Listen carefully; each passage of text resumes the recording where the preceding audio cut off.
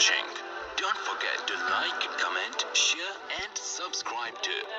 کا سوال ہے کہ جمعۃ المبارک کے دن دو اذانیں دینا کیسا ہے؟ محترم بھائی، جو دوسری اذان ہے کسی بھی احادیث سے ثابت نہیں ہے، نہ ہی نبی مکرم صلی اللہ علیہ وسلم کے دور میں ہوئی، نہ ہی حضرت ابوبکر صدیق کے دور میں ہوئی، نہ ہی عمر فاروق رضی اللہ عنہ کے دور میں ہوئی، نہ ہی حضرت علی رضی اللہ عنہ کے دور میں ہوئی۔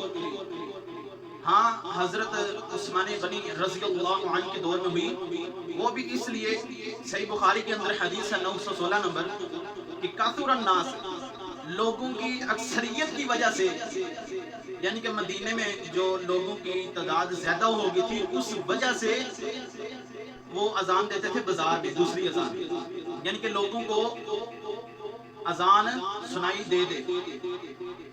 تو محترم بھائیو، اگر کوئی بندہ دوسری اذان مسجد میں دیتا ہے تو وہ بدعت ہے۔ کیا بدعت ہے؟ اگر کچھ اہل حدیث بھی یہ کام کرتے ہیں تو وہ یہ دلیل کر کے دیتے ہیں کہ حضرت عثمان غنی رضی اللہ عنہ کے دور میں دو اذانیں ہوتی تھی۔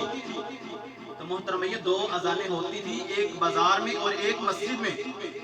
ہاں، سنت تو یہ ہے کہ دوسری اذان آپ بازار میں دیں، نہ کہ مسجد میں۔ اگر آپ مسجد میں اذان دیتے ہیں تو یہ بدعت ہے۔ اب تو سپیکر بھی ہے، گاؤں میں یہ کفایت کر جاتی ہے اذان ایک ہی، سب کو سنائی بھی دیتی ہے اللہ تعالیٰ کے فضل و کرم سے۔ تو ہمیں چاہیے کہ ایک ہی اذان دینی چاہیے۔